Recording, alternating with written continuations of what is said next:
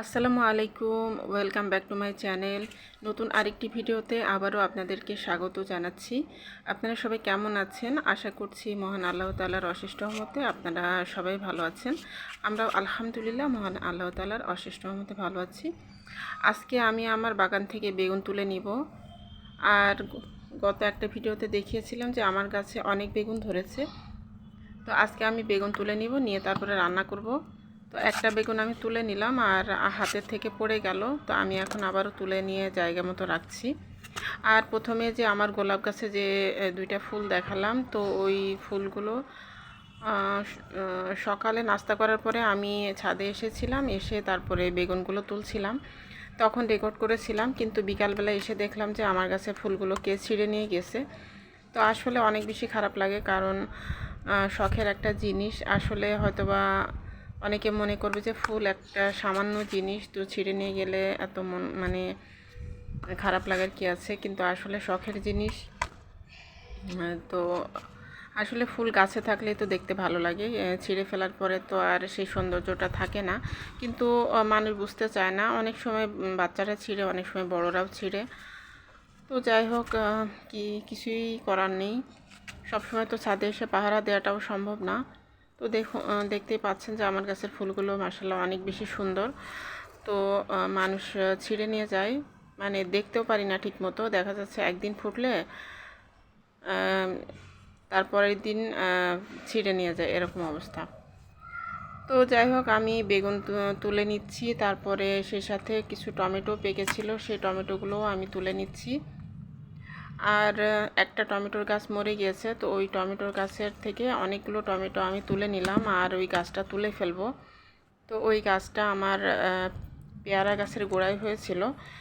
তো ওই গাছটা হওয়ার কারণে আমার পেয়ারা গাছের শক্তি অনেকটাই টেনে নিয়েছে, যার কারণে আমার পেয়ারা গাছে এবার পেয়ারা খুব কম এসেছে।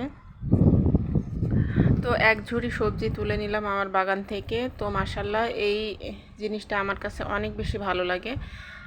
তো নিজের বাগান বলতে আসলে আমরা তো ভাড়া বাসাতে থাকি, তো ভাড়া বাসায় তো বাগান করতে দেয় না সাধারণত বাড়িওয়ালারা। কিন্তু তারপরেও দেখা যায় যে অনেক রকমের সমস্যা করে। তারপরেও আমি বা আমরা কয়েকজন ভাড়াটিয়া যারা একদম উপরে থাকি, তো একদমই ছাদের কাছাকাছি থাকি আমরা, মানে একদম টপ ফ্লোরে থাকি, তো তারাই আমরা একটু বাগান করি টুকটাক। তো বাড়িওয়ালারা অনেক সময় অনেক কথা বলে, তারপরেও আবার দেখা যায় যে এগুলো সহ্য করে আমরা করি। তো আসলে আমার কাছে অনেক বেশি ভালো লাগে বাগান করতে, নিজের কাছ থেকে মানে অল্প স্বল্প কিছুও যদি আমি পেড়ে নিতে পারি, পেড়ে খেতে পারি, ওটাই আমার আনন্দ। আর সবচেয়ে ভালো লাগে আমার বাগান দেখতে, মানে গাছে ফল ধরে থাকে কিংবা সবজি ধরে থাকে কিংবা ফুল ধরে থাকে, এগুলো দেখলেই আমার মনটা একদম ভালো হয়ে যায়। আর গাছের পরিচর্যা করা, তারপরে গাছের পেছনে সময় দেওয়া, এগুলো আমি খুবই এনজয় করি। আমার কাছে তো অনেক বেশি ভালো লাগে।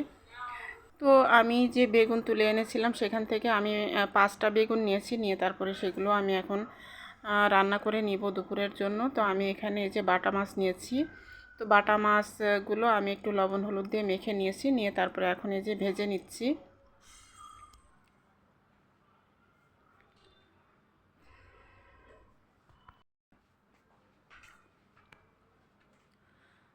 তো মাছগুলো আমি উল্টে পাল্টে ভালোভাবে ভেজে নেব। আর ওদিক থেকে আমি বেগুনগুলোকে কেটে নিয়েছি। আর এই তো মাছগুলো এক সাইড ভাজা হয়ে গিয়েছে, তো আমি এখন উল্টে দিচ্ছি। আর এই বাটা মাছটা খেতে কিন্তু বেশ ভালো লাগে, তবে একটু কাটা আছে। আর এই তরকারি তো আর আমার বাচ্চারা কেউই খাবে না, তো আমি আর আমার হাজব্যান্ডই খাবো। তবে আমার হাজব্যান্ডেরও অ্যালার্জির সমস্যা আছে, তো উনি আবার বেগুন তরকারিটা খুব একটা মানে খায় না, অল্প স্বল্প খায়। আর মানে বেশিরভাগ আমি খাই, কারণ আমি বেশি বেশি পছন্দ করি। তো এখন আমি কড়াইতে সরিষার তেল দিয়ে দিচ্ছি পরিমাণ মতো। তারপরে এখানে পেঁয়াজ আর টমেটোর পেস্ট আছে, তো সেটাই আমি দিয়ে দিচ্ছি একটু বেশি বেশি করে।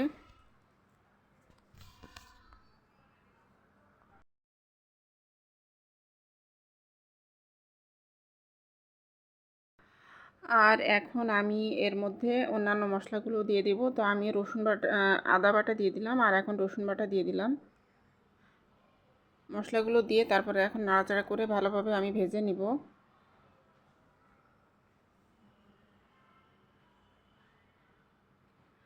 আর এখন আমি সামান্য একটু পানি দিয়ে দিচ্ছি, দিয়ে তারপরে গুঁড়া মশলাগুলোও দিয়ে দিব।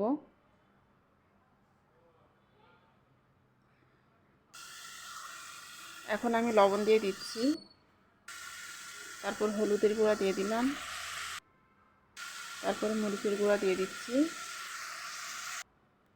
তারপর জিরার গুঁড়া দিয়ে দিলাম। সব মশলা একসাথে আমি খুব ভালোভাবে কষিয়ে নেব।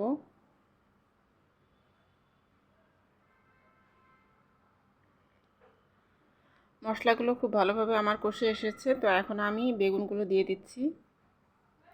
বেগুনগুলো আমি একটু মোটা মোটা করে কেটেছি, যেহেতু গাছের বেগুন, তো এই বেগুনগুলো সিদ্ধ হতে তেমন একটা সময় লাগবে না। আর এই বেগুনগুলো কোনো ওষুধ দেওয়া নেই, একদম অর্গানিক মানে ভাবে করা। আমার গাছে কোনো ওষুধ টষুধ কোনো কিছুই আমি দিই না, তো এই কারণে এই বেগুনগুলো খুবই ভালো। আর বাগানের মানে বাজারের যে বেগুন, সেগুলোতে কিন্তু প্রচুর পরিমাণে কীটনাশক দেওয়া থাকে, তো সেগুলো খাওয়াটা কিন্তু স্বাস্থ্যসম্মত না। যাই হোক, এখানে আমি ঢাকনাটা তুলে তারপরে এখন নাড়াচাড়া করে নিচ্ছি। আর এখন আমি সামান্য পরিমাণে পানি দিয়ে তারপরে বেগুনগুলোকে খুব ভালোভাবে কষিয়ে নেব।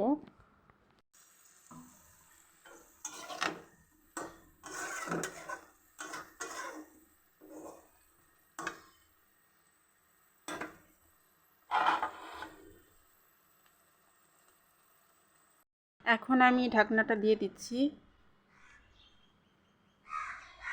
কিছুক্ষণ পর আমি ঢাকনাটা খুলে তারপরে আমি আবার একটু নাড়াচাড়া করে দেব। আর এই তো আমার বেগুনটা মোটামুটি ভালোই কষানো হয়ে গিয়েছে, তো আমি আর একটু নাড়াচাড়া করে তারপরে ঝোলের পানিটা দিয়ে দেব। আর এই যে দেখতে পাচ্ছেন যে বেগুনগুলো কিন্তু মোটামুটি ভালোই সিদ্ধ হয়ে গিয়েছে। আর এই বেগুনগুলো সিদ্ধ হতে কিন্তু একদমই সময় লাগে না, খুব তাড়াতাড়ি সিদ্ধ হয়ে যায়, কারণ গাছের বেগুন আর অনেক বেশি কচি ছিল বেগুনগুলো। তো আমি নাড়াচাড়া করে এরপরে ঝোলের পানিটা দিয়ে দিচ্ছি। তো আমি ঝোলের পানিটা দিয়ে তারপরে এখন নাড়াচাড়া করে কড়াইতে যে ঝোলগুলো লেগে আছে, মশলাগুলো লেগে আছে, তো আমি সেগুলো ভালোভাবে করে নাড়াচাড়া করে সবগুলো আমি মিশিয়ে দিচ্ছি।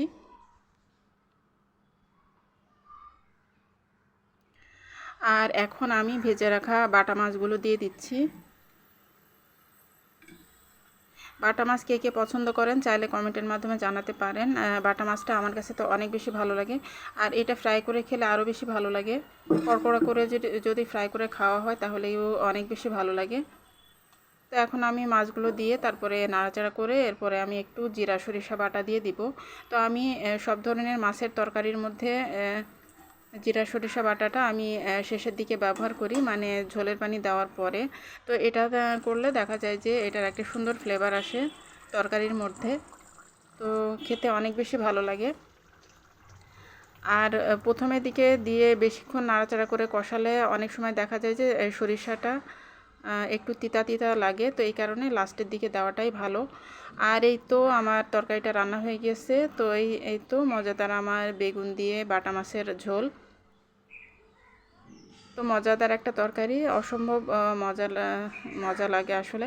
আসলে বেগুনের যে তরকারিটা, এটা কিন্তু যে কোনো ধরনের মাছ কিংবা শুটকি কিংবা যে কোনো ধরনের জিনিস দিয়ে রান্না করলেই কিন্তু অনেক বেশি ভালো লাগে।